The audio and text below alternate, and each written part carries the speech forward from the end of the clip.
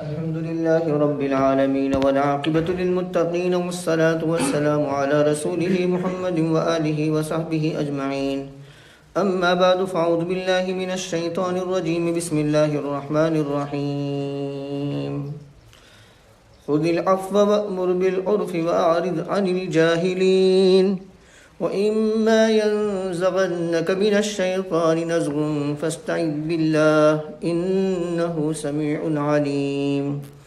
إن الذين اتقوا إذا مسهم طائف من الشيطان تذكروا فإذا هم مبصرون وإخوانهم يمدونهم في الغي ثم لا يقصرون. آمنت بالله صدق الله مولانا العظيم وصدق رسوله النبي الكريم ونحن على ذلك لمن الشاهدين والشاكرين والحمد لله رب العالمين. قابل احترام بزرگوں اور عزیز دوستوں اور ریسیور سے سننے والی میری معزز ماں بہنوں، سورۃ الاعراف کی آیت نمبر 199 199 سے لے کر کے 202 تک پڑھی گئی ہے. پہلی آیت کا ترجمہ دیکھتے ہیں. خذ العفو، عفو کو پکڑیے، مطلب یہ کہ معاف کرنے کی اور درگزر کرنے کی عادت ڈالیے اور نیک کام کا حکم دیجیے اور جاہلین سے کنارہ اختیار کیجیے، یعنی ان سے دور رہیں. 3 باتوں کا حکم دیا گیا ہے اس آیت کریمہ کے اندر. یہ آیت اخلاق فاضلہ کا جامع ہدایت نامہ ہے، یعنی جتنے بھی اخلاق فاضلہ ہو سکتے ہیں اس کا مجمع اس کے اندر بیان کیا گیا ہے. تو اخلاق فاضلہ کا جامع ہدایت نامہ نبی کریم صلی اللہ علیہ وسلم کی اس کے ذریعہ تربیت فرما کر اللہ تبارک و تعالیٰ نے ان کو تمام اولین اور آخرین میں صاحب خلق عظیم کے خطاب سے ان کو نوازا. انک لعلی خلق عظیم. نبی کریم صلی اللہ علیہ وسلم کو انک لعلی خلق عظیم کا جو خطاب ملا اس کی بنیادی وجہ انہی اخلاق کریمانہ کو اپنی زندگی میں انہوں نے اپنایا تھا. اس وجہ سے اللہ تبارک و تعالیٰ نے انک لعلی خلق عظیم کا تمغہ نصیب فرمایا. تو عفو، اس کا ایک معنی تو یہ ہے کہ ہر وہ کام جو آسانی سے ہو سکے اور جس میں مشقت، کلفت اور کوئی تکلیف نہ ہو، آسانی سے جو کام ہو جائے اس کو کہتے ہیں عفو. تو اس معنی کی روشنی میں آیت کا معنی یہ ہوگا کہ نبی کریم صلی اللہ علیہ وسلم کو اس بات کا حکم دیا جا رہا ہے کہ لوگوں سے جو کام اور جو اعمال اور اخلاق آسانی سے ہو سکے ان اخلاق اور اعمال کو آپ قبول فرما لیجئے. ان کے اعمال کے اندر اور اخلاق کے اندر اعلیٰ معیار کا مطالبہ نہ کیجیے، یعنی واجبات شرعیہ، احکامات شرعیہ کے اندر لوگ آسانی سے جس بات پر عمل کر لیں آپ اسی بات کو قبول فرما لیجئے اور بہت اونچے درجے کے عمل کا مطالبہ نہ کیجیے. مثال سے آپ کو سمجھاؤں. مثال کے طور پر نماز ہے. نماز ایک عمل ہے اور نماز کیا ہے؟ اللہ اور بندے کے درمیان بہت مضبوط کنیکشن اور رابطہ ہے، اور بندہ اللہ تبارک و تعالیٰ سے گویا مخاطب ہے، اللہ سے باتیں کر رہا ہے. اور جب کوئی شخص اللہ تبارک و تعالیٰ سے باتیں کر رہا ہو تو اس وقت اس کی کیا کیفیت ہونی چاہیے؟ خشوع اعلیٰ درجے کا ہونا چاہیے، خضوع اعلیٰ درجے کا ہونا چاہیے، ادب اعلیٰ درجے کا ہونا چاہیے. اور ظاہر بات ہے کہ یہ لاکھوں میں کسی کو نصیب ہوتا ہے، لاکھوں میں کسی کو نصیب ہوتا ہے. تو گویا نبی کریم صلی اللہ علیہ وسلم کو یہ تعلیم دی جا رہی ہے کہ آپ لوگوں سے آسانی سے ان کی طرف سے آنے والے اعمال کو قبول کر لیجئے اور تفتیش میں نہ پڑیے اور تجسس میں نہ پڑیے اور اعلیٰ معیار کا مطالبہ نہ کیجیے۔ تو جیسے نماز کے اندر جو بھی عمل مخلوق کی جانب سے، لوگوں کی جانب سے آسانی سے آ جائے اس کو قبول فرما لیجئے، اسی طرح دوسرے اعمال کو قیاس کر لیا جائے۔ زکوٰۃ ہے، حج ہے، صوم ہے اور دوسرے جتنے بھی اعمال ہو سکتے ہیں، ان تمام اعمال کے اندر لوگوں سے ان کی سرسری اطاعت کو قبول کر لیجئے۔ اسی لیے ایک روایت میں یوں آیا، غالباً عبداللہ ابن عمر رضی اللہ تعالیٰ عنہ حدیث کے راوی میں فرماتے ہیں کہ مجھے اللہ تبارک و تعالیٰ نے یہ حکم دیا کہ میں لوگوں سے ان کی سرسری اطاعت کو قبول کر لوں، یعنی بہت زیادہ اعلیٰ معیار کا مطالبہ نہ کروں۔ اور اس کے بعد نبی کریم صلی اللہ علیہ وسلم نے یہ فرمایا کہ میں عہد کرتا ہوں کہ جب تک میں ان میں رہوں گا وہاں تک میں ان کی سرسری اطاعت کو قبول کروں گا اور اعلیٰ معیار کا مطالبہ نہ کروں گا۔ تو ایک معنی تو یہ ہوا، اور دوسرا معنی جو بہت ہی مشہور ہے، معروف ہے، عام مفسرین نے وہ معنی لیا ہے، اور وہ کیا؟ تو کہا کہ عفو کرنا، درگزر کرنا، مطلب یہ کہ خطا کاروں سے درگزر کرنا، جن سے لغزشات ہو گئی ان کو معاف کر دینا، جنہوں نے زیادتی کی ان کو معاف کر دینا، یہ معنی خذ العفو، معاف کرنے کی اور درگزر کرنے کی عادت ڈالنی ہے۔ جب یہ آیت نازل ہوئی، حضرت جبرائیل علیہ السلام سے نبی کریم صلی اللہ علیہ وسلم نے دریافت فرمایا کہ اس کا کیا مطلب ہے خذ العفو؟ تو جبرائیل امین علیہ السلام نے اللہ تبارک و تعالیٰ سے پوچھا، اور اللہ تبارک و تعالیٰ سے پوچھ کر جبرائیل امین علیہ السلام نے نبی کریم صلی اللہ علیہ وسلم کو بتلایا، اور وہ کیا بتلایا؟ جبرائیل امین نے یوں فرمایا کہ اللہ تبارک و تعالیٰ نے اس بات کا حکم دیا ہے خذ العفو کے ذریعہ کہ آپ جو آپ پر ظلم کرے، زیادتی کرے، اس کو معاف کر دیجئے، نمبر ایک۔ نمبر جو آپ کو نہ دے، آپ کو محروم کرے، آپ اس کو دیجئے، اور نمبر تین، جو آپ سے ناتا توڑے، قطع تعلق کریں، آپ اس سے رشتہ جوڑیے۔ یہ ہے خذ العفو کا مطلب۔ بعض روایت میں یوں آتا ہے کہ غزوہ احد کے موقع پر سید الشہداء حضرت حمزہ رضی اللہ تعالیٰ عنہ شہید کر دیے گئے، اور بڑی بے دردی سے آپ کے جسم کے اعضاء کے ٹکڑے ٹکڑے کیے گئے، کاٹا گیا۔ تو اس وقت نبی کریم صلی اللہ علیہ وسلم کے سامنے جب یہ ہیئت آئی، یعنی لاش کی یہ ہیئت آئی، آپ کی باڈی کی، آپ کے جسم کی یہ ہیئت آئی، تو نبی کریم صلی اللہ علیہ وسلم نے فرمایا کہ میرے چچا سید الشہداء حضرت حمزہ کے ساتھ جن جن لوگوں نے یہ کیا ہے، میں ان کے 70 بندوں کو ایسا کر کے چھوڑوں گا۔ چنانچہ یہ آیت نازل ہوئی کہ یہ آپ کا مقام نہیں، آپ کی شان شان نہیں۔ آپ کی شان شان تو کیا ہے؟ خذ العفو، معاف کر دیجیے، درگزر کیجیے۔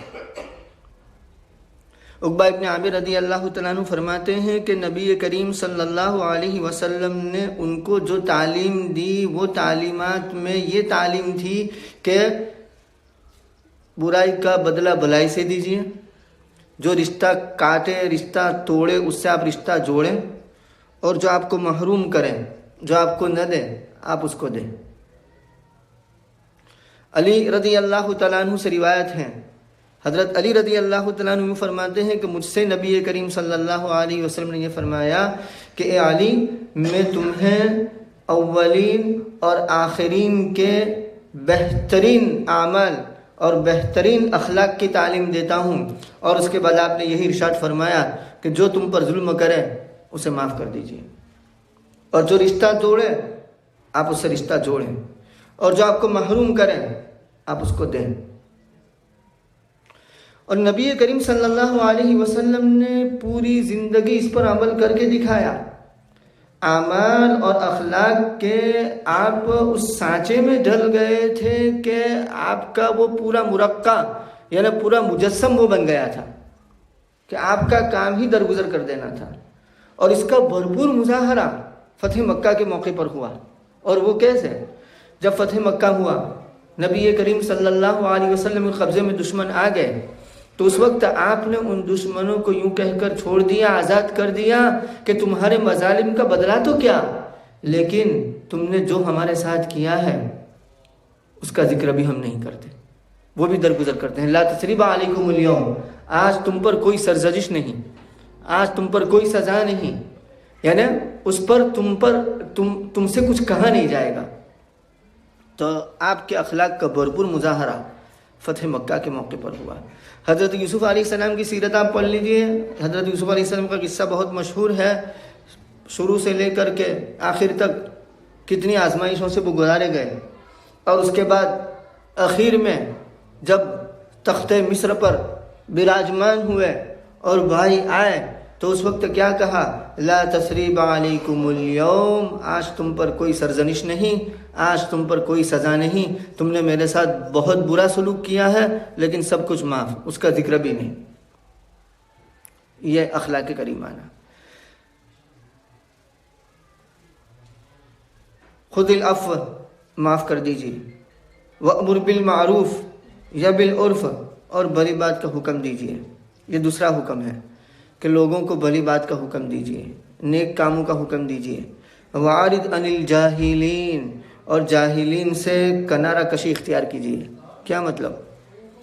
کبھی نیک باتوں کی آپ تعلیم دیں گے تو اس وقت کچھ لوگ وہ ہوں گے جو آپ کی تعلیم کا انکار کریں گے، آپ کے ساتھ حجت بازی کریں گے اور آپ کے ساتھ آرگیومنٹ کریں گے. تو اس وقت جاہلین کی بات کا جواب نہیں دینا ہے.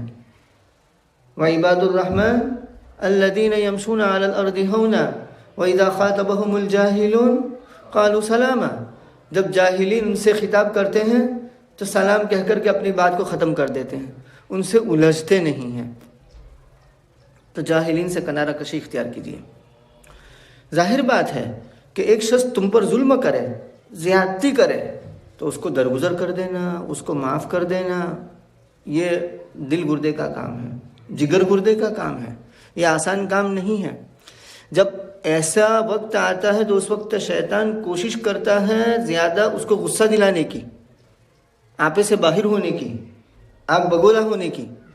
اسی لیے آگے کی آیت میں کہا گیا وَإِمَّا يَنزَغَنَّكَ مِنَ الشَّيْطَانِ نَزْغٌ فَاسْتَعِذْ بِاللَّهِ، اور اگر آپ کو شیطان کی جانب سے کوئی کچوکا لگے، کوئی خطرہ لگے تو تم اللہ سے پناہ مانگیے، کیونکہ یہ کام بڑا مشکل ہے. بدیرہ بدی سہل باشد جزا، بدیرہ بدی سہل باشد جزا، اگر مردست احسن الی من اسا، اگر مردست احسن الی من اسا. یعنی برائی کا بدلہ برائی سے دینا بہت آسان ہے، برائی کا بدلہ برائی سے دینا بہت آسان ہے. اگر مرد ہو، اگر تم میں دم خم ہے تو احسن الی من اسا، تو تم نیک سلوک کرو اس کے ساتھ جو تمہارے ساتھ برا سلوک کرتا ہے. لیکن بڑا مشکل ہے، تو اس وقت شیطان بھی حملہ آور ہوتا ہے. تو اس لیے یہ تعلیم دی گئی، گویا کہ اسی تعلیم کا یہ تتمہ اور تکمیلہ ہے کہ اگر شیطان کی جانب سے چھیڑ آپ کو آ جائے تو آپ اللہ سے پناہ مانگیے.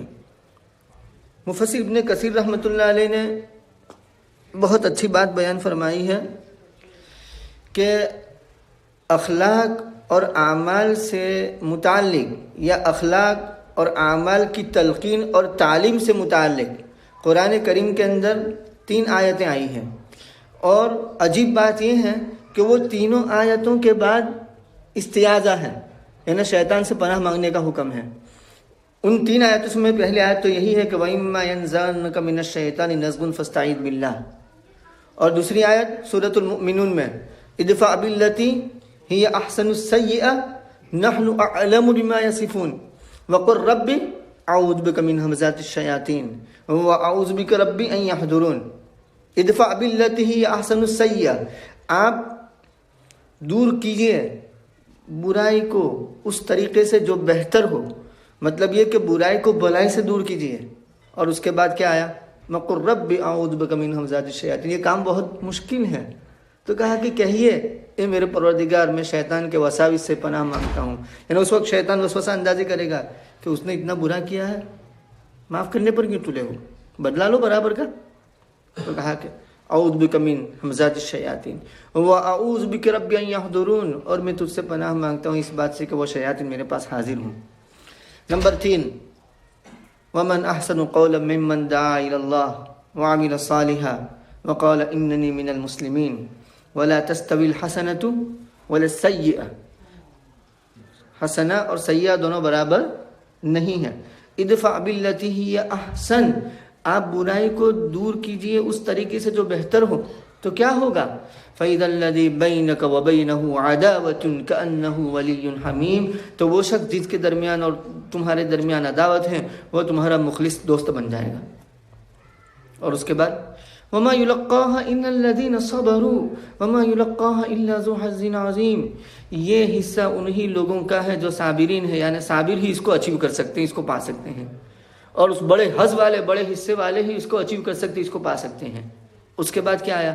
وَإِمَّا يَنزَغَنَّكَ مِنَ الشَّيْطَانِ نَزْغٌ فَاسْتَعِذْ بِاللَّهِ إِنَّهُ هُوَ السَّمِيعُ الْعَلِيمُ.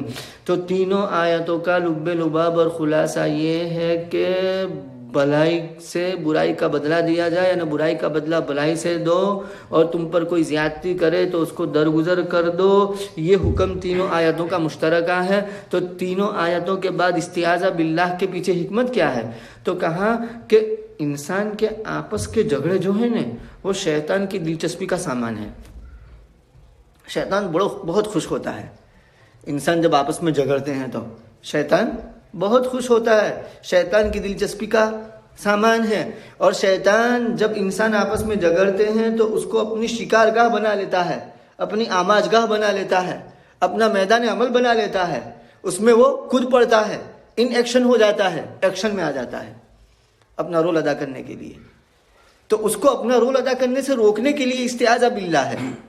اس کو اپنا رول ادا کرنے سے روکنے کے لیے استعاذہ باللہ ہے کہ اللہ سے پناہ مانگو کہ شیطان اپنا رول پلے نہ کرنے پائے. یہاں استعیذ باللہ انہ سمیع علیم. بخاری شریف میں اس موقع پر ایک واقعہ آتا ہے.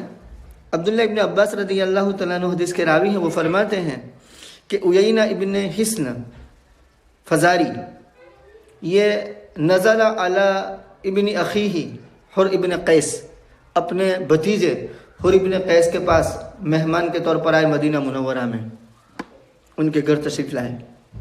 تو عیینہ ابن حصن نے اپنے بھتیجے سے کہا کہ اے حر لک وجہ عند الامیر، یعنی تمہارا امیر المؤمنین کے یہاں بڑا اونچا مقام ہے. اور واقعتاً تھا، کیونکہ وہ حضرت عمر فاروق امیر المؤمنین رضی اللہ تعالیٰ عنہ کے اہل مشاورت میں تھے. ان کے علمی رتبے ہونے کی وجہ سے، علمی مقام ہونے کی وجہ سے بہت اونچا رتبہ تھا ان کا. تو مجلس مشاورت میں ان کا شمار تھا. چنانچہ کہا کہ آپ امیر المؤمنین سے اجازت طلب کیجئے، میں ان سے ملنا چاہتا ہوں. حر ابن قیس رضی اللہ تعالیٰ عنہ حضرت امیر المؤمنین عمر ابن الخطاب رضی اللہ تعالیٰ عنہ کے بعد تشریف لے گئے اور عرض کیا کہ میرا چچا عیینہ آپ سے ملنا چاہتا ہے. تو اجازت طلب کی ہے اس نے. حضرت عمر رضی اللہ تعالیٰ عنہ نے اجازت دے دی کہ ٹھیک ہے، کوئی بات نہیں. چنانچہ عیینہ ابن حصن حضرت عمر رضی اللہ تعالیٰ عنہ کے پاس آیا. یہ ان کی خلافت کا زمانہ ہے. کیا رعب ہوگا، کیا دبدبہ ہوگا، آپ اندازہ لگائیے. اور وہ کیا کچھ کر سکتے تھے. اس نے جو زیادتی کی اور جو نامناسب گفتگو کی اس پر. عیینہ ابن حصن نے حضرت عمر رضی اللہ تعالیٰ عنہ کے دربار میں جا کر کے نامناسب کلمات کہیں، ایک درجے میں گستاخی کی یوں سمجھو، اور کہا کہ واللہ ما تعطینا الجزل ولا تحکم فینا بالعدل. اے عمر، آپ ہمیں کچھ دیتے نہیں ہیں اور ہمارے درمیان انصاف کے ساتھ معاملہ نہیں کرتے، یعنی انصاف کے ساتھ فیصلہ نہیں کرتے. حضرت عمر رضی اللہ تعالیٰ عنہ کا پارا بہت اونچے جانے کو تھا. بہت غصے میں آ گئے. جیسے ہی حر ابن قیس نے دیکھا کہ حضرت عمر رضی اللہ تعالیٰ عنہ قریب ہے کہ اس پر سزا نافذ کر دے، چنانچہ اس وقت آیت پڑھی یا عمر خذ العفو وامر بالعرف وارد عن الجاہلین. بس یہ آیت پڑھنا تھا کہ حضرت عمر رضی اللہ تعالیٰ عنہ کے بعد میں یہ بات مشہور ہے کہ وَكَانَ وَقَّافًا عِنْدَ كِتَابِ اللَّهِ وَكَانَ وَقَّافًا عِنْدَ كِتَابِ اللَّهِ. یعنی حضرت عمر رضی اللہ تعالیٰ عنہ اللہ تبارک و تعالیٰ کی کتاب کے سامنے اپنی گردن جھکا دینے والے تھے. جیسے ہی آیت سنی آپ کا سارا غصہ ختم ہو گیا، درگزر کر دیا، معاف کر دیا. تو یہ ہے ان الذين اتقوا اذا مسهم طائف من الشيطان تذكروا فاذا هم مبصرون. بے شک وہ لوگ جن کے دلوں میں ڈر ہے، جب ان کو شیطان کی جانب سے خطرہ پہنچتا ہے تو وہ یاد کرتے ہیں، یعنی اللہ کو یاد کرتے ہیں، ذکر کرتے ہیں. جیسے ہی ذکر کرتے ہیں تو کیا ہوتا ہے؟ فَإِذَا هُمْ مُبْصِرُونَ. جیسے ہی وہ ذکر کرتے ہیں، اللہ کو یاد کرتے ہیں تو ان کو سوجھ آ جاتی ہے، ان کو بصیرت آ جاتی ہے، ان کی آنکھیں کھل جاتی ہے کہ یہ تو شیطان کی جانب سے وسوسہ ہے. وَإِخْوَانُهُمْ يَمُدُّونَهُمْ فِي الْغَيِّ ثُمَّ لَا يُقْصِرُونَ. شیاطین کے جو بھائی ہیں وہ ان کو کھینچتے ہیں سرکشی میں، پھر وہ کمی نہیں کرتے. یعنی وہ اپنی ایڑی چیٹو کا زور لگا دیتے ہیں. کیوں؟ گمراہ کرنے کے لیے.